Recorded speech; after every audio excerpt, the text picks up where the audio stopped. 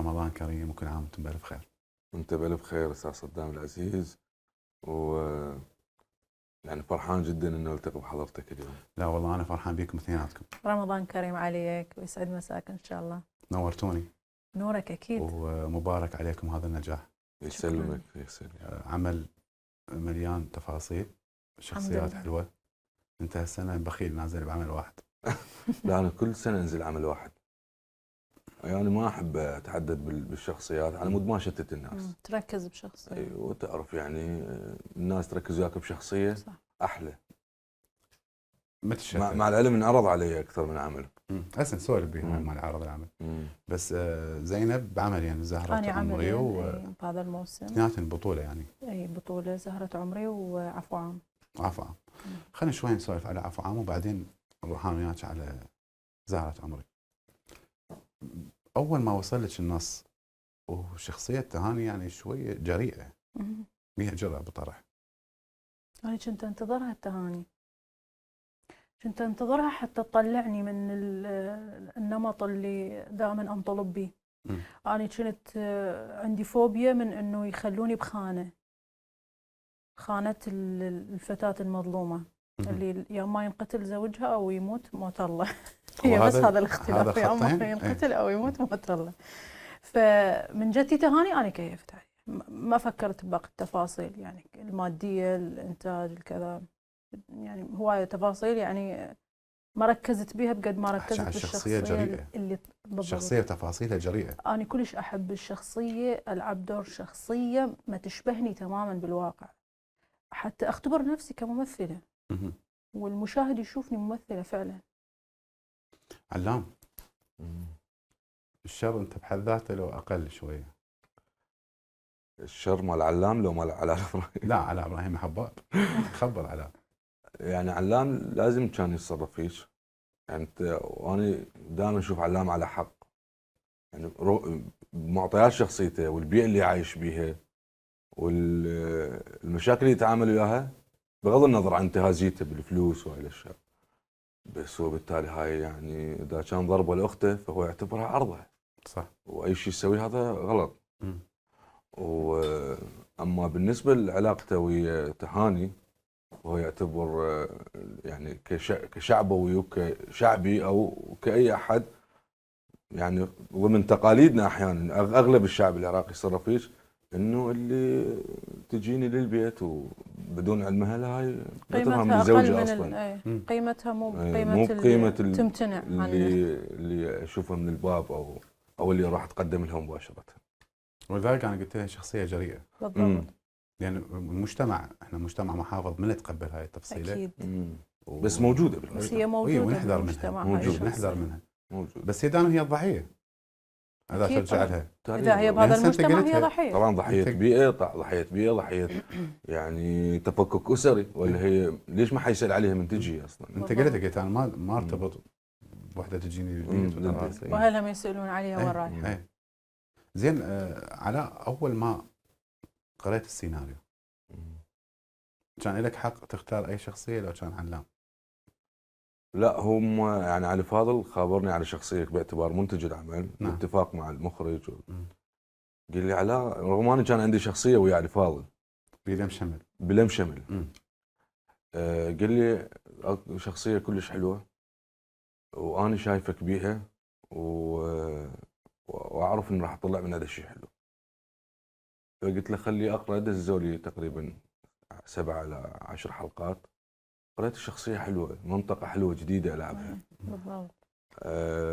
انا يعني ما فكرت بوقتها بالمساحه الاكبر او بقد ما فكرت انه ماستراته هوايه، تاثيره قوي بالعمل، فعله مؤثر، يغير مسارات بالمسلسل. يعني شيل علام من المسلسل راح تلقى هوايه اشياء ما تصير، سرعات هوايه تختلف، وعفو عام ما يوصل هالمرحله هاي.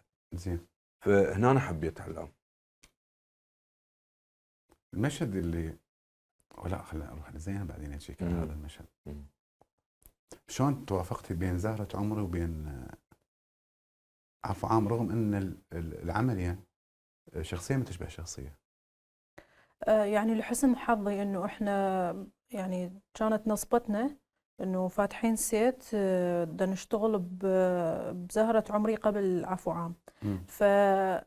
فصارت يعني كم اوردر انه اجي اصور نور وارجع اصور تهاني، صارت وياي، بس انه الاغلب والنصبة الثقيلة كانت انه بايام متفارقة عن النصبة الثانية.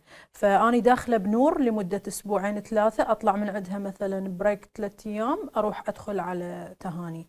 هنا شوية اني دا اطلع من نور واطب على تهاني، لانه كنت خايفة اني يعني خطأت خطأ شوية يعني اثر علي بالاداء بالموسم اللي فات. هم انا نزلت بعملين وكان الفترات التصوير كلش متقاربة يعني، واللوكيشنات مختلفة بين بغداد وحديثة، ويعني الممثل لازم عنده وقت يدخل بالشخصية، يتهيأ نفسيا. قصدك الشيء العام ساتر الغربي؟ الساتر الغربي وبث مباشر. بث مباشر، نعم. فكلش تأذيت وخفت على الشخصيات اللي تروح من عندي، يعني قوة جبتها، لأنه مو بسهولة أنت تطلع من شخصية تطب بشخصية بيوم واحد، بأوردرين بيوم واحد. مو سهل انه توظف نفسك هيك. زين، لحظة قراءتك السيناريو وشفتي تهاني، شنو ردة فعلك يعني؟ صراحة خفت خفت وفرحت، يعني خايفة وفرحانة. أي. خفت من انه شلون المشاهد راح يشوفني هالمرة، المشاهد اللي ما يتعمق بالرسالة، رسالة تهاني من القصة كلها شنو. خفت من هذا الشيء، لأنه إذا تشوفه كمشهد عادي أنت دا تستمتع به كمشاهدة عادية يعني، وما تركز بالتفاصيل، ما تتقبلها. تهاني ما تتقبلها. شنو هاي البناية الوقحة؟ مجتمع محافظ طابة طالع على واحد ولازقت له وتحبه وهيك شيء، بالمجتمع مرفوضة هاي. طبعا. هاي يعني بيناتنا احنا شوية، خلينا نقول بيئتنا شوية مختلطة كفنانين وهيك، بيناتنا من يعني يجي سيرة هيك إنسانة ما نحبذها إنه تكون بنصنا. فاهم شلون؟ وجيت انت فيما لو إنه إحنا مجتمعنا خليط من الناس المحافظة، ناس الفري، ناس الوسط، حسب يعني الأفكار والعقليات. فجيت وطبيت بتهاني، فكان أكو بعض المشاهد أنا كنت خايفة منها كلش هواي. راح أجي عليها هذا.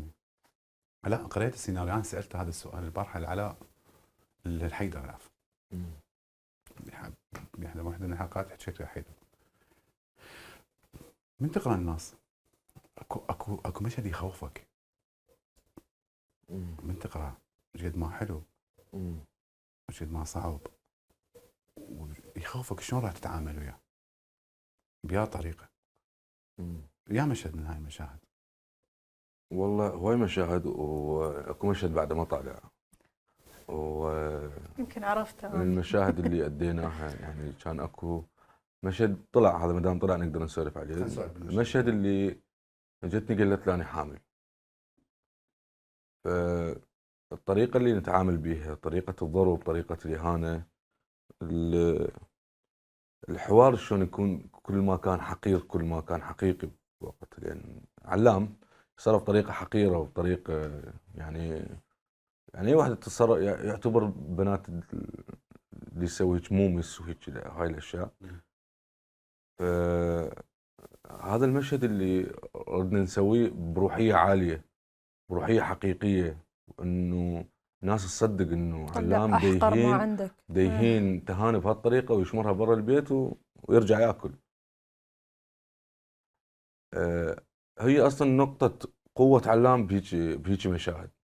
المشهد اللي يكتشف اخته انه كانت رايحه ويا ابراهيم للبيت، وهذا التصرف الطبيعي للرجل الشرقي من البيئه الشعبيه، انه يلزمها يقتلها يشبعها قتل، حتى بوكسات يضربها. سؤال، كوني رجل ضاع المشهد، بعرف هذا حقيقي لو كنت تضرب صدق على؟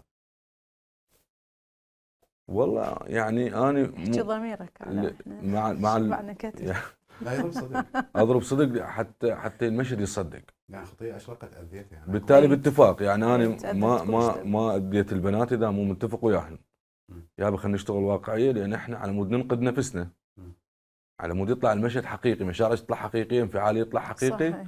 تحملوا هاي لحظات مع التكنيك لحظات يعني هاي بدون طبعا بدون انه تترك اثار او اشياء. بالتالي الممثل لازم عنده تقنيه حتى وان كان ضرب حقيقه اكو تقنيه تعامل بها. زين شنو رايك مشهد الكتل بعد ما اخبره انه حامل ويشجرني من شعري يريد يشمرني بالشارع، هو من جرني من شعري اني سمعت صوت فد شي دا يتشلع من راسي. هاي شنو بالمونتاج؟ فيديو جو بالضبط. فيديو جو فيديو. دا تشوف؟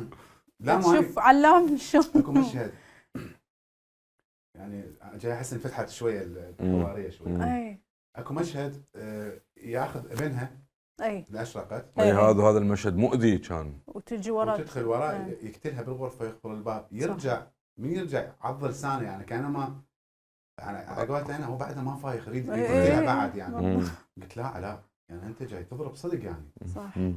فانقهرت على اشرقت حيل وانت هم انقهرت عليك لان ضربتش، بس اشرقت كانت لها حصه الاسد بالضبط. مناسبة اشرقت خابرتني قالت لي ابوي يشوف يعني بتحياتنا الفنان غانم حميد، فقالت لي ابوي يشوف وحاب شخصيتك بس يقول دي يأذيك. قلت له بس ينسى الراجدي مال سعاد بمنى وباشا الستينات طالب يعني الاجيال تذكر الراجدي اللي ضربه زامل سعاد خاتون. قلت له خلي يعتبر علام زامل هالسنه. شوف علاء هي صح الشخصيه صعبه بس انفعالاتها انت قارنت بين زامل لا مقارنة يعني للنكته يعني تبرر يعني تقول لي يعني مثل ما انت سويت انا ترى اسوي بس يعني شفت التفاصيل يعني انت شخصيه حديه بالعمل وبالمقابل اكو اشياء ناس حبتها عن خوفك على اختك. اوكي انت انتهازي كذا بس ما ترضى العيب وهذا جانب ايجابي للشخصيه كان. بس حتى اكو تعليقات تقول لي حقك طبعا حقه هو انا اشوف بهذا الجانب حقه انه اختي تروح البيت واحد شنو هو دا يريد يخطبها شنو طب البيت ويعرفوا على اهله شكو. فهنا شفت علام انه لازم يقتلها ويأدبها. هذا رد الفعل المنطقي الصحيح. اما يريد يزوج الشايب على مود الفلوس هو حتى من يريد ما مسوي شيء بالحرام بده يزوجها اوكي الواحد شايب على مود الفلوس يريد يعطيها ضابط على مود الفلوس بس مزوجها هو يعني ما عنده شيء عيب. انا شفت علام هيك بس علام يبحث عن المال بطريقته اللي يشوفه هو صح كواحد. انت قلت هو كل شيء يشوف صح كل شيء يشوفه صح. زينب نفس السؤال اللي سالته على المشهد اللي خفت منه من قريتي بقيت صافنه انا شلون راح اتعامل وياه شلون راح ادبرها بهيج تفصيله بيا طريقه اطرحها. وبيوم التصوير انت كنت كلش قلقه من عنده يعني قبل يوم انت قلقه من هذا المشهد. يا مشهد منه هي اكثر من مشهد يعني وتقريبا واحد منهم ماستر لحد الان ما معروض ما اقدر اتناقش به يعني.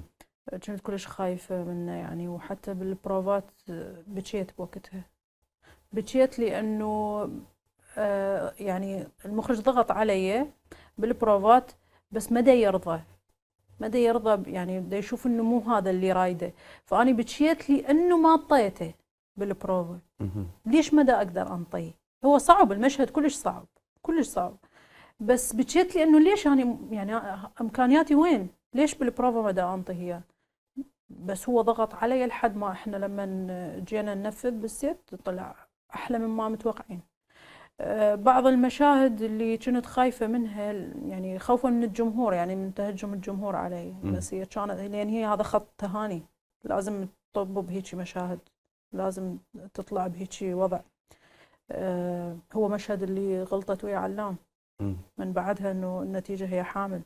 هذا المشهد كلش خفت منه كان هو مناسب حتى التوقيت مالته توقيت صعب يعني هي طلعت من البيت وداعش دخلوا بالضبط. هو بفلسفه هذا المشهد يعني. رمزيه يعني مع ولاده طفل ما معترف به يعني يسموه هنا حرام ابن حرام من ولده داعش دخول داعش يعني دخلت المدينه اشبه بانه المدينه تلوثت بالحرام والدخول داعش. زين علاء شو اختلف علام قبل بتر وبعد البتر وين يعني شلون؟ انكسر جبروته، يعني هذا انكسرت عصاته على قولته. اي فما مو هذا علام اللي هو بقى عنده، بس يعني على مرته، على مدري شنو، على اللي يعرف انه ما ياذوه، اما اللي ياذوه لا هو بدا يخضع يمهم. وهذا الصح، انه انت ورا ما تاذى وتنبتر وتنكسر، يعني هيبه اللي مسويها على قدك انت بمنطقتك الشعبيه، انه انت علام وحريف افلام وابو نسوان واللي تقتل هذا واللي تبسط هذا وتبسط وتنبسط، فتنبتر رجلك وتنهان بهالطريقه هاي. فانكسر. لذلك همن نفسه اللي مسوي سكسوكه واللي بده يلبس بوت، اول شيء سوى صلح غلطته ويا تهاني. هو يعني هو مو صلح غلطته بتهاني، قد ما انا شفته انه هو بعد ما عنده غير تهاني تجي تساعده من تقبل بيه برجل مبتوره. هيك شفت على بس هو سالها بانه بعدك حامل، بعدها حامل، وشافها تعاطفت وياه، خوف من الله. صار عنده خوف من الله. لا ما شفت علام خاف من الله، شفت علام انه لا هذا المنطقي، يعني ما حد تقبل به غير ما حد تقبل به، لا بس مو هو السؤال انه بعدك حامل، هو مو مهم اذا هي حامل او لا، المهم انه هي بلحظه تعاطف وياها، انه هي اجته بزمن داعش ورجله مبتوره، فشاف فيه الوحيده هاي اللي صح اللي تعاطفت وياه وجابت له اكل وضمدته، فقال يابا انت بعدك حامل. ندم على نفسه، هو بكاء اعتقد على نفسه انه قبل بالواقع هذا مالته. هو مشهد مزعج مال العرس، مال العرس، فلذلك العكازه والتفاصيل، وحتى من ارتبط بها بكى وباوع على رجله ودق العكازه. مو هاي النهايه المتوقع، يعني مو هذا الطريق اللي راسمه علام، راسمه ياخذ الفلوس والورث وهاي الاشياء ويتغير حياته، وراح في طريق ثاني.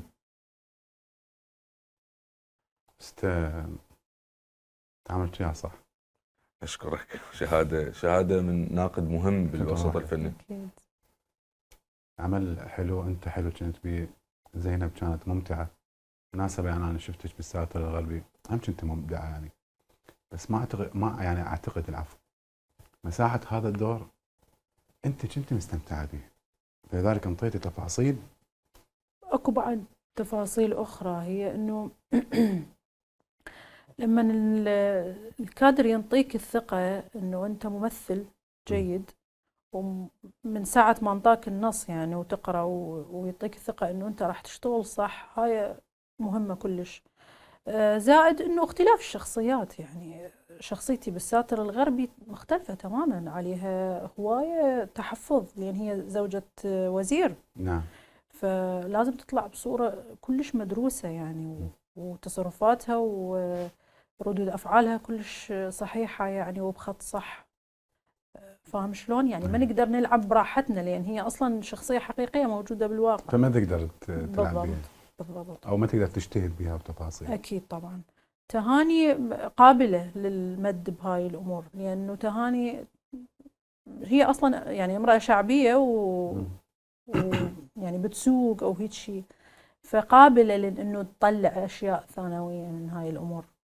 زهرة عمري مو مسألة بمنطقة شعبية أو هيك شيء، يعني عادي بالمناطق الشعبية اكو، بس هي من أسرة مفككة، هذا بالضبط. الموضوع اللي تهاني. اما المناطق الشعبيه وهاي الاشياء ما نقصد، هذا موجود بالمناطق، موجود. لا هي لا شخصيه تهاني مو شخصيه كل بنات المناطق الشعبيه. لا اقصد إيه؟ بس هي هي من اسره مفككه، من اسره، وهذا بين لان هي تجي هواي، واحنا بيناه. حتى اكو مشهد اللي عندي اقولها انت شو الساعه عبر نص الليل ما حسيل عنك، من يذبحك. القصد انه ماكو حيسال عليها، ما حيسال عليه من عالم مفكك طبعا. ماكو رقيب ماكو رقيب صح. زين، زهرة عمري يعني كان بطولة. نعم. وانت من ضمن الأربعة الأبطال. انت وريام وعلي مهدي وغسان، وتحياتنا لهم أربعتهم. نعم. شنو شفت العمل؟ يعني شلون تعاملت وياه؟ شلون تعاملتي ويا هاي التفصيلات؟ دور الأم يعني اكو هوايه. هو اني يعني الشخصيه كلش حبيتها، شخصية هادئة، هي تدخل بصراعات للحفاظ على عائلتها.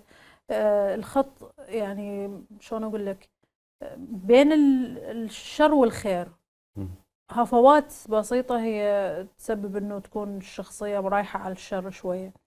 هي عندها انتهازية، أنه بالبارت لما تتزوج خالد اللي هو يصير زوج صديقتها أو زوج جيرانهم. بس هو أصلا حب طفولة، يعني هي تحبه من هم أطفال، يعني من قبل لا تجي أمل وتتزوجه يعني.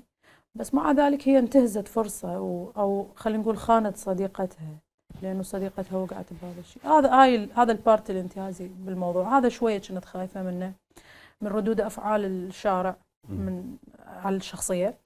زائد خوفي الأكبر كان إنه شلون أجسد شخصية بعمر أكبر مني ب10 أو إلى 15 سنة، وبنتي بالواقع يعني كأعمار هي تصغرني ب8 سنوات، فلازم أني أظهر بصورة أكبر، ما عدا الكاركتر والميك اب والتفاصيل. بالإحساس لازم أني أظهر بطريقة أكبر قدر الإمكان. فهذا الشيء اللي كنت خايفة منه، وهذا يعني هاي أصعب البارتات بالشخصية، أصعب شيء بالشخصية عندي كانت بنور. زائد إنه المساحة كبيرة، معناها إنه أكبر من عفو عام بهواي. أكيد، معناها إنه نصبتنا ثقيلة، لود أكو بالتصوير، عدد مشاهد كبير، من هذه التفاصيل. بس الموضوع كان مسيطر عليه تماماً، لأنه السيت منضبط بشكل ما تصدقه. يعني كم يوم احنا نصور أشهر، ما صار أي إزعاج للممثل قيد شعره.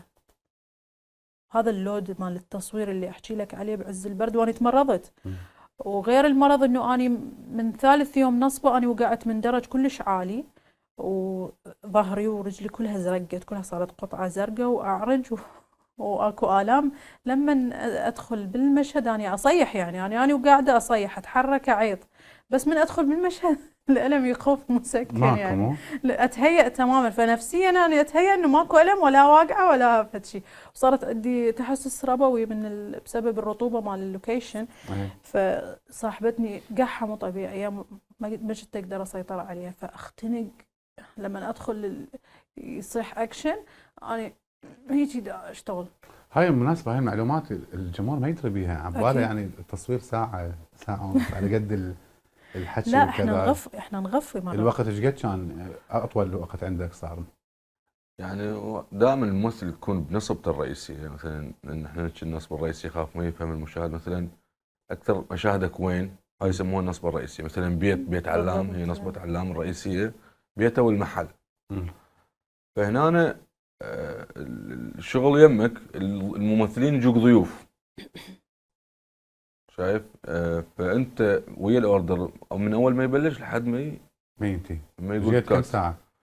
يعني احيانا نجي مثلا من 6 الصبح لل 10 11 بالليل. وايد. من الشخصية يعني ناس عفو عام بهواية كاركترات حلوة، ممثلين كلهم يعني اشتغلوا صح. بس من الأكثر واحد اللي أنت ركزت عليه، يعني هسه من جاي هذا العمل وتقول له برافو الله؟ شوف يعني الحمد لله تقريبا الكل توفقوا، الكل أدوا اللي عليهم، كانوا مبدعين بصراحة. حتى احنا من قعدنا بورشة القراءة بالسيت نشوف اكو كل من حارق قلبه على الدور مالته، على شخصيته، على شيء. فيعني الكل كانوا مبدعين، الكل ما قصروا، والكل اخذوا نصيبهم. خصوصا احنا يعني مو خط واحد العمل، وايد خطوط كل ما يعني تهاني وعلام خط عندهم، بالاضافه الى التشعبات. عماد ويارا خط، مصعب وليلى وابراهيم خط واحد، باقي ذن الجوينات اللي منا ومنانا، والمشاكل الصراع العام، واكو صراعات داخليه. فانت داخل الستوري الكبير عندنا ستوريات كلش حلوه متابعتها الناس على انه هاي ستوري واحد، خط واحد. فهم الناس هسه متانين كل خط شنو نهايته، مو بس نهايه العمل كله، يعني شايف؟ هذا وين راح يروح؟ فينش بسيط الفينشات هاي، بالتالي الفينش الرئيسي ويا العمل. سوى نص عملاق جنن النص، من اجمل النصوص اللي يعني قريتها كعمل عراقي يعني بصراحه. زين علاء، يا عمل السنه جاك بسبب عفو عام رفضته؟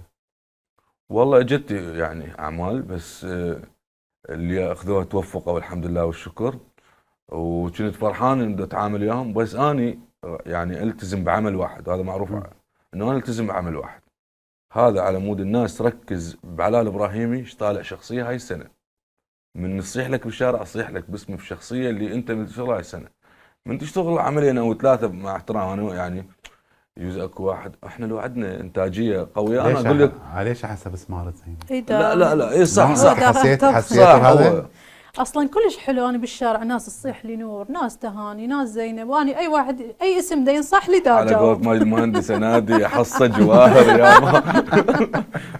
لا فعلا وجهه نظره كلش صح. هو الممثل لو ياخذ بالعمل مالته هذا انا يجوز لان انتاجيه ضخمه، لان احنا عندنا اعمال خارج الموسم هواي، فجوز ماديا ما محتاج اني اشتغل بعمل ثاني بصراحه. بالضبط. فاشتغل عمل واحد لان انا ساد نفسي ماديا، مو بس ماديا يعني انت كممثل، يعني مهنتك وتصنيفك كممثل صعبه انه تقعد طول السنه انت ما تشتغل طبعا موسم صغير، حتى من تجي انت ادواتك وينها؟ تقعد تلملم بيها انت طول السنه قاعد يعني اقعد ربة يشتغلون على قد رمضان، فيقول لك انا انزل بعملين وثلاثه، انت كمنتج انطيني فلوس مال عملين اللي تقول لي تعال اقعد وياي مثلا بالضبط. او على مود مساحه انا اعتني بشخصيتي واشتغل لها واسوي لها راكور حقيقي، ما اضطر هنا أنا اخلي لحيه وهناك اشيل اللحيه، وهنا أنا اخلي شعر مستعار وهناك ما اخلي شعر مستعار، فانه انا ادخل بشخصيتي بلحيتي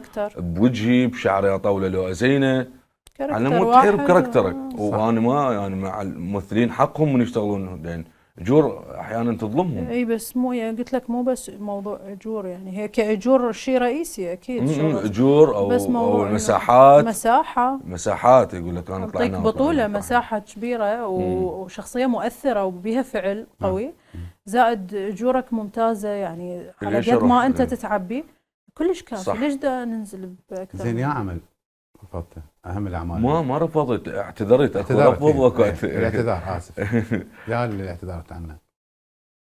يعني اعتذرت من اخوي وحبيبي وصديقي، وكنت اتمنى اشارك بهذا العمل الكبير للشهيد البطل حارث السوداني النقيب. يعني جاني اتصال من اخوي المبدع وهنيه على العمل والثاب الصقر، ومن الكاتب مالته ايضا جعفر تايب. اي كنت استاذ جعفر، كنت اتمنى انه اشارك، بس انا بعفو عام انت تعرف انا بكل النصبات عفو عام موجوده لي مشاهد، صح، يعني ماكو نصبه بعفو عام لان هو علام مشيت بهذا البيت متعارك بهذا البيت رايح لهذا طابع على الدواعش، رايح المصعب، رايح للشركه، فبكل اللوكيشنات موجود. يعني انا مثلا من يصبون ما اقول اي والله عندي مثلا شهر او 20 يوم انا ما اجي، اي لا موجود، لا موجود بكل مكان. يعني صدق انتبهت عليها، يعني لوكيشن الشركه، بالاضافه الى اللي قلت لك عليه انه انا ما اقدر اشتغل اكثر من عمل على مود اركز بكاركتر وشخصيه واشياء واحده. زينب، يا عمل حبيتي هاي السنه غير عفو عام وزهرة عمري وتمنيتي انت تمثلين بيه؟ يعني شفتيه بيه مساحه حلوه وكذا؟ بصراحه يعني احكي لك انا ما شاهدت هوايه اعمال، انا شفت مقتطفات بين ما يهدأ وضع المشاهده مال رمضان، واشوف منو اللي صاعد من ترند، من انه عليه نقد ايجابي ويفيدني. يعني من اشاهد، يعني مو بس اشاهد، انا اشاهد الزملاء وكلش احب اشوف ايش يشتغلون يعني، لكن انه احب من اشاهد استفاد.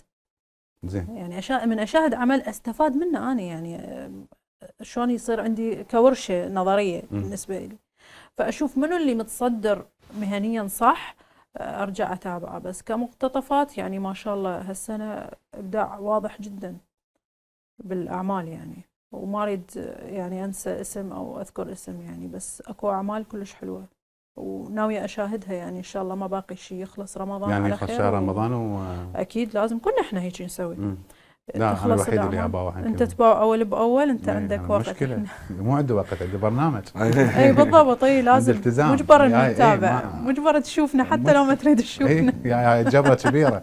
اي بالضبط يعني صح. اكو اعمال، يعني اكو اعمال حلوه هي جبره تستمر أكيد، وياها. هو هذا بالضبط. اكو عمل لا حلقتين وبعد ما تقدر، من كثر وموجوده مناسبه بكثره احنا هالسنه. المشكله صدام انه يعني انت اكاديمي وتعرف احنا رؤيتنا او متابعتنا او مشاهدتنا لاي عمل او مشهد، ولو مشهد اذا كان سينما او تلفزيون يعني دراما او ما نباوع بالنظره اللي يشوفها المشاهد، ما نباوع كاستمتاع فقط، لازم تتصنف لا، عندنا، عينك يعني تروح تقعد تصنف انت الزاويه، الكلر، الاداء، النظره، كل شيء، زاويه التصوير، الاضاءه، صح.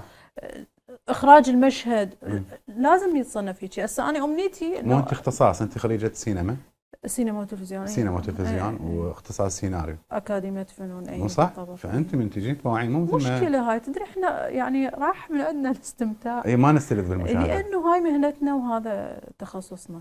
بينما المشاهد العادي اللي ما يشتغل بهذا المجال او ما دارسه او شيء يستمتع اكثر من عندنا. يعني لما اروح للسينما اخذ اولادي او العائله للسينما يتفرجون، انا بعالم ثاني، بس اشوف لي خطا القدوته يبطل واسع. فاعذروني انا من اباوع بضيم يعني. من حقك، ومن حقك تصنف اكو الاشياء. عمل بدون ذكر اسماء، حلقه 5 6 البطل ينضرب على مشهد مزورك، مشهد ممزورك، مشهد مزورك، مشهد ممزورك، مشهد مزورك، مشهد ممزورك، مشهد الراكور يلعب لعب هنا. ست مشاهد هيك هيك هيك هيك. ما عندهم شيء هذا هد وانا هد. هذا هد. طف ويدك تطلع بعد ما اشوف كافي. مشكلة انت كافي. مشكلة واضحة هذه. اي مشكلة هاي كبيرة. هاي حتى على المشاهد اللي ما يركز، مجرد يريد يستمتع بالقصة او هيك شيء، هم انا ما تعبر عليه. علاء دائما عندي اكو سقف، ومرات الفنان ما عنده سقف. يعني كل ما يوصل النجاح يقول لا انا بعدنا ما واصل. وانا اعتبر هاي اللي الحالة الصحية للنجم. وانت نجم يعني. وبديت من الصفر الى ان علاء سويت علاء الابراهيمي، وهاي تحسب لك. الله يسلمك. بالضبط. شنو الدور اللي تتمنى جبت على السقف؟ انا سيارتي بدون سقف، جيب لانجلر من السيارة. سيارتك ما بيها سقف، تريدنا بسقف؟ لا طبعا كل انسان عنده طموح، والطموح يكبر هو مشروع. احنا بعدنا ترى يعني بداية عمرنا الفني نعتبره، ولذلك الطموح مشروع طبعا، انه تشتغل وتكبر اسمك. صح. وتحاول توصل، نحاول نوصل العربيين، ليش لا احسن من عندنا مثلا. بس توفر لنا ظروف الانتاجيه الصح، الدعم الصح، الشاشه الصح، كله يقدمك بمستويات ثانيه. يعني الشخصيه اللي شوف انا دائما مرات انسان مو ممثل، مرات بس هم إنه حق إن نتمنى ونحن ممثل ومخرج ومونتير وكل فتحلم بشخصيه. اقول شو كنت اجسد هيك شخصيه يعني مثلا. شوف شنو هاي يعني الشخصيه؟ علامه كنت حاب العب علام، يعني هيك شخصيه حاب العبها. المساحه كان انه الشر بيلعب بالتمثيل، بمساحه بالتمثيل. هواي شخصيات يعني تفكر تلعبها، بالتالي هاي الشخصيه شنو سياقها من النص، مو بس شنو العبها. يعني انا مثلا طلعت حبيب، بس الحبيب هذا راح يكون تافه لو سياقه بالنص شنو قص الستوري هذا يخدم هذا يعني اوكي فهمت قصدي. انه انا طلعت حبيب بس الستوري العام ويا هذا الحبيب المعطيات تخدم هذه الشخصيه حتى احبها اكثر. الناس اللي وياك يعني تخدم الخط، انت تخدم خطوط، هذا اللي احبه. مثلا انا مثلا هو حاب اكون اطلع بشخصيه حبيب، او يعني هواي شخصيات. احنا قصه شهيد حاب اكون بهالمنطقه، خصوصا انا رافقت القوات الامنيه كمراسل حربي، وعندي اطلاع على هذه المواضيع، وحاب انه يكون ضمن تاريخ انه انا مجسد قضيه شهيد. فالممثل يحب يلعب الادوار، لكن ضمن الستوري الحلو، ضمن الاشياء اللي تخدم الشخصيه، مو قدر ما هي الشخصيه شنو. تتفقون يا اثنيناتكم ما انتم اخذتوا نفس الشخصيه هاي السنه؟ يعني هاي اللي بيها بالضبط. اي بيها مقاربه. اي ان هذه من اول مشهد تتعلم عند المتلقي، يعني تخليه يركز عليك انت بالذات. اي مؤثره. يعني انت جسدت مثلا بغيت المحامي الكوميدي التفاصيل، العام ضابط. هسه لا، هذا الشر الشعبي اللي موجود مو يعني ما تلقاه بدهاليز المافيا، تلقاه بالمنطقه يفيك وينبسط ويبسط. تتفقين هذا بمساحه والمشاهد يحبه، هو يكرهه. الناس هو يكرهه. اي هو مو وياه بس هو يحبك. هو ضده بس لان هذا موجود وقريب للناس. اكو شر مثلا شر سياسي مثلا، هذا مو يحتك بالناس دائما بالمنطقه، لذلك هو محبوب لان يذكره بسرسر ينبسط بالمنطقه مالتهم مثلا ماكو، وهو ايقاع شعبوي وموجود بين الناس. صح. قريب من الناس. فيكون قريب من الناس، لذلك ايقاعه مشاكله حواراته الناس حافظته، يعني ناس متردد عليه هذا الشيء، فيكون اقرب للناس. لذلك مثلا بعدين احنا ولد مناطق شعبيه. نعم. فحتى الستايل والاشياء والزمن بالسكسوكه بعدين مثلا نقول على السكسوكه هاي. انا يعني رايح لاهلنا بالغربيه وبناطق صلاح الدين او بيجي او هو الموصل. بس هي القصه تحكي على ابو غريب. اي هو يعني المناطق غرب بغداد. شايف؟ بذاك الزمن يحبون هاي صح. كانت موضوع السكسوكه بدون شوار. وانت بنيه عانيه سولفي. مو يعني صح عانيه ملذبون الحمل علي، يعني عانى ما شايفتها. فحبيت الكاركتر واشتغلت الشكل هذا. والحمد لله يعني حاسس ان الفيدباك اللي علم هوايه علم. كلش حابب كلش يعني هوايه. سؤال على قدر السب اللي يجيني. على سب هواي جاي يجيك مو؟ اي بالضبط. الكاركتر اللي طلعت بيه تهاني والشاديش والتفاصيل هاي، يعني هي الوحيده اللي مختلفه بالمسلسل عن ازياء الكل. صح. صحيح؟ اني ضفت شيء للكاركتر شفته انه راهم انه لازمتها هي تتمعلج 24 ساعه، حاطه عليك بحالقها وتسولف. هذا اختيارك؟ ايه. وافقوني الراي يعني، لان هي تهاني هيك وضع. بعد شنو ضفتي؟ مكياجها الاوفر، مكياجها البلدي، لان هي ما مركزه انه تطلع حلوه، تريد ملفته تكون بارزه يشوفوها الشباب. صح. فاهم شلون الفكره؟ الوان الازياء، الوان الصارخه، ازيائها دشاديش، هي تلبس دشاديش دلعه شيء جو العبايه. لا هو انا اقصد حتى هاي دشاديش انت جبتيهم، يعني انت اختاريتيهم؟ اي كان اتفاق اني والمصممه الازياء معي انه نختار هيك الوان، هيك تفاصيل، هيك ديزاينات، هيك تصاميم دورت عليها. بالمناسبه وتحيه لمي لان هي ساعدت بالازياء كلش هواي، متعاونه وخطيه. حتى ضغطت على مدير الانتاج قالت له اريد اجيب هاي الازياء العلامه، انا جايب ازياء بس هي لا، هي جتي وفرحانه من تجيب شيء العلامه تقول لي هذا. وصدق يعني اغلب الاختيارات صحيحه وبنيه ذكيه والله يوفقها. اي بالضبط. مجتهده جدا مجتهده فعلا، ولمستها كانت مبينه. يعني الفنيين مالتنا جدا متعاونين، ان كان على مستوى الصوت، مدير التصوير مالتنا عمار عبد الجليل. اي تحيه له كلش تعب. حكيم تعب وياي بالفتره مال الرجل، شاطر جدا يعني. اتمنى ما انسى واحد لان دخلت بالاسماء. لا نسيت احترافي جدا. مساعد المخرج مهيمن عباس مو كان بالوحده الثانيه؟ عباس بالوحده الثانيه. محمد كوبي على زي ما نسيت يعني. لا ما يزعل علينا كوبي صديقنا وزميلنا، بس فعلا تعب بشكل كلش واضح كان.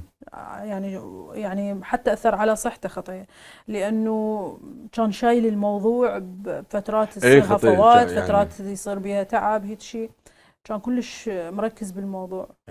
كان ويشتغل بطريقه النصبه مال العلامي بات بابو غريب. اي خطيه القاه بايت بالنصبه مالتي. هو كانت الوحده مالته مال العلام، مال العلامي اشتغل بها تقريبا 3 ايام لحد ما التحق استاذ عصام. صح. متعب. العفو عام وكلش كان عمل متعب، عمل ملحمي ضخم بنصبات هواي. بجوينات هواي، بحاضر وماضي هو ما بي بس 14 بي 16 بي 13 بي مدري شنو، بنرجع يعني فلاش باك وحاضر فلاش إيه، باك انتقالات وحاضر. هواي بالسنين. هواي يعني سنين، مو بس ال 14 نرجع 13، نرجع 16 قبل داعش بسنتين 3 احنا ايوه راجعين 16 بعدين 16 مال الوفاه مال ابوهم الانتقالات والوفاة. كلش. انتقالات على وايد. فكرة الانتقالات بالزمن مو سهلة على الممثل، يعني عندي بزهرة عمري انتقاله بالزمن 20 سنة. 2005 أول 5 حلقات إحنا أحداث 2005، نعبر قبل 2024 25 24. فالكاركتر ايش ما تسوي بيه أنت لازم يعني توحي إنه فعلا أنت عمرك من يعني من 2005 إلى 2025 20 سنة كبرت. فلحسن حظنا انه احنا صورنا 2004 و2025 صورناها ورجعنا نصبنا ب 2005. ف 2025 كان وزني يعني ازيد، زائد شعري اطول، كنت حاقنه فيلر، شكل حاجبي يختلف. خلصت بها 2025. بهاي الفتره انا نزلت تقريبا 8 كيلوات 9. دخلنا على 2005. اتذكر استاذ سلام عرب، تحيه لمنتج العمل، كان كلش حريص على هذا موضوع الكاركتر. قال لي زينب عندك 3 ايام اريدك تصغرين 20 سنه وتجيني. قلت له ادعي عينك. قال ايش حسوي؟ قلت له ما ادري بس هو راح اروح اسوي شيء. فاني نازله وزن بهاي الفتره، زائد انه رحت فكرت بساعتين 3 كنا نصور بعفو عام اذا تتذكر. قلت له خلص استاذ لا تهتم، اني بعد 3 ايام جايتك زغرانه 20 سنه. فكرت قلت ماكو غير شعري. قصيتي؟ ماكو حل غير شعري. رحت قصيته، ذوبت الفيلر، وجهي رجع كلش سمبل ويعني نورمال، ما بي اي تعديلات. حاجبي رجعته طبيعي، يعني مو رسمه وهاي الشكل، هذا الحاجب الطبيعي مال البنات الصغار. اني تفاجأت قبل لا اروح، يعني قبل لا يصير موعد التصوير، اني انصدمت من قصيت شعري غير 180 درجه. زاد انه لبست لهم لبسه مال بنات صغار شويه يقنع الموضوع. طبيت للسيت، عمال الانتاج كلهم يوم كامل يضحكون علي، هاي منو هالبنيه الصغيره؟ طبيت على المخرج استاذ بودي صفير، قلت لهم صباح الخير. قال مين هي البنوت اللي جت عنا؟ ممثله عنا ولا شو؟ السؤال انت بعفو عام شلون قصيت شعرك؟ أنا بعفو عام عندي انتقال بالزمن، صار اتفاق بالموضوع. يعني أنت اتفقت على الكاركتر راح يتحول. بالضبط. اي لا ما يعني ما اضرب عمل يعني يعني لازم احافظ على الجمهور. الراكور. لا اكيد انا فهمتش، بس حتى الجمهور يقول لك خاف يعني. كذلك بعفو عام صار عندي انتقاله من 2014 ل 2025. فكاركتراتنا لازم تتغير. فصورت بالشعر المتوسط اللي هو الطول الطبيعي، صورت 2025 زهرة عمري. رجعت صورت 2014 باكستيشن طويل للعفو عام. رجعت صورت ب 2005 بالشعر القصير الطبيعي زهرة عمري حقبة 2005. ورجعت بعفو عام 2024 شعر قصير. حلو. بالعكس هي ناسيه الراكور. لا ما نسيت على هي بال 24 شعر طويل. اي ويانا بعفو عام لا قصير بال 24. سوري اي صح. ابو راكور. ابو راكور صح. اي علاقتك بحيدر يعني اصدقاء انتم يعني ولاية بطيخ وتفاصيل وكذا. اي شلون تقبلت هيك تعامل وياك بالمسلسل وخليت شوف انا بولاية بطيخ ضاربه راجدي موقع سنونه. رجعت الهياب عفوا. اي فهو لا هو كلش يستحمل عندي خطيه. زين. اي والحمد لله شخصيته ما شاء الله عليه ضاربه بالشارع ويستاهل كل الخير. هو صبر حيدر صبر هواي يعني شوفه من زمان هو ويانا بالفريق. اليوم هذا العمل حصل فرصته الحقيقيه ويستاهل حيدر النجاح. مؤدب وخلوق. هو ولا ضربه حقيقيه ضربني. سولف لي انت بولاية بطيخ. انا ضربته راجدي هو كيف وهاي جاي وصل للراجدي اللي يضربني بيه استحى ما ضربني. مشهد يعني مشهد قلت له اضربني. ما طالع المشهد بعده يمكن. اكو مشهد اكو عركه بيناتكم. اي هذا ما طالع بعده؟ لا بعده ما طالع. بس شنو لو ما اني بحياتك تشفاكر. احنا ما نحرق شوي. بس حيدر حلو. حيدر يخبل كلش حلو، شغله حلو، وشخصيته حلوه طلعت. احمد نسيم كلش حلو طالع. اي بالضبط. اشرقت ابدعت. اي شوشه كلش فاجأتني. عماد شخصيه اوس كلش حلوه. اوس اني يارا كلش حلوه. يعني هم دخلنا باسماء راح اي نعرف. وانت يعني ليش ما اذكر اسماء؟ لان ما اريد. العالم متعلم على اوس كامل مفيد وهاي السؤال. صح. اي بنشوف كاركتر الانتقالات اللي مال عماد خاصة من صار متسول. اي يا اخي انكسر خاطرك. انا ضمن العمل انكسر خاطري على فكرة. انكسر خاطرك مؤثر عليه. واشتغل صح يعني مبروك واهنيه اني. اي صح. اوس مجتهد وطفل يعني بالتمثيل ماكو يجي عنده واهس هذا اللي يمثل ومنضبط كلش ومنضبط جدا. يجي اول واحد اوس صح. وعنده حب كبير وما عنده مشكله ويا احد بالكادر. حبوه من يجي كل احنا نلتم ونقعد نسوي ونسولف ونضحك. اوس طيبه قلبه تخليه الله يوفقه بالاضافه الى اجتهاده. نقي اوس كلش نقي. ومن العالم ما تعرفه اوس يعني تعرفه كم. اوس يعني باعتراف اخوته مو اني افطر واحد بالعالم. يعني كلش نقي كلش ابيض. حتى عصبيته ورا شوي تقول له اوس نعطيك اللي عنده واللي ما عنده. اي بالضبط. بس اشتغل حلو. كلش اشتغل حلو. بالله العظيم على مود ما انسى واسف اذا نسيت احد. كل من قدم لحظه حلوه بالعمل. صح. ابو الليل قد استاذ اياد دكتور يحيى محمود بهاء وكلهم قدموا. بالله انا كلش مستحي خاف انسى واحد. بس اذا ترجع للعمل راح تلقى كل من عنده اللحظه الحلوه. حتى الوجوه الشابه اللي طالعين اول مره طبعا ما شاء الله يعني اشتغلوا بحب. شو اسمه هذا الولد اللي مثل الدور رامي حسين اسود. هم لطيف حلو والله طلع حلو. البنيه اللي امها عمية سعاد دنيا كلش حلوه. كلش حلو. كل ما قلت لك يعني كل واحد عنده مشهده يعني اللي يبين بامكانياته. اكو صح. لحظات حلوه طلعت عندهم. فكل احنا مستمتعين بالعمل. لا تنسى البروفات احنا كلش تعبنا. طبعا حبيت استاذ عصام يعني بالبروفات احنا يمكن زاهر 5 ساعات. زاهر لطيف جدا. ابو التاكسي حلو كان. ابو التاكسي اشتغل حلو وممتع وعفوي بالاداء. عفوي ومناسبه حتى تحس اكو كيمياء بينه وبين احمد. صح لانه اثنيناتهم هاي المنطقه يحبوها. انا احب هاي المنطقه بالتمثيل انه نكون طبيعيين.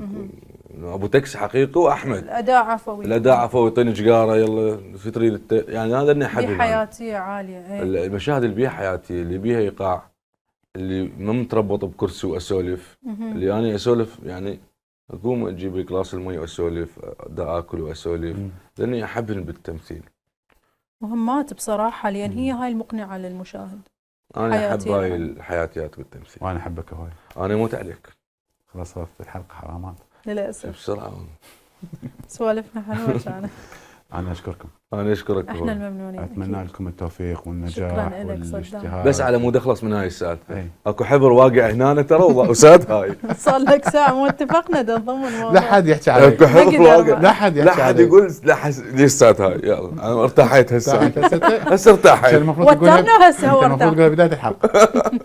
انت خليها بالبرومو. على مود والله العظيم بالبرومو موجوده راح اخليها. شكرا جزيلا حبيب علاء. شكرا لك زينب ممنون على جيتك. شكرا جزيلا. اني الممنونه كلش سعيده اليوم بالسوالف وياك. هاي مو حوارات ولا برنامج احنا نسولف بالاعمال وانت تعرف كل ما نلتقي لازم نسولف. واحنا فرحانين بكم. اني والله هذا جزء بسيط يعني اللي بالاحتفاء بهذا الاجتهاد اللي وصلتوا له يعني. من الناس الداعمين والناقدين المهمين واللي شخص الاشياء بشكل جميل. صراحة أنا أنتظر رأيك كل سنة. رأيك يهمني لأن أنت تشوف ناس يعني تشوف شغلك بعيون وناس محددين. وجهة يعني نظر مهنية جمهور يعتمد على أمور مهنية. تعتمد على الفيدباك مالته ونجاحك وتشوفه بعيون الناس وبالشارع. بس شايف أنت مرات تحتاج صديقك يسولف لك أشياء. فأنت من هذا النمط اللي أشوفه إنه كصديق ينطيك الاشياء الحقيقيه اللي بيك. وانتم تستاهلون في دول عمرك. تستاهلون. الله يسلمك. شكرا جزيلا. شكرا لك. ممنونين. خلصت حلقتنا لهذا اليوم. نلتقيكم بحلقه اخرى وضيف اخر.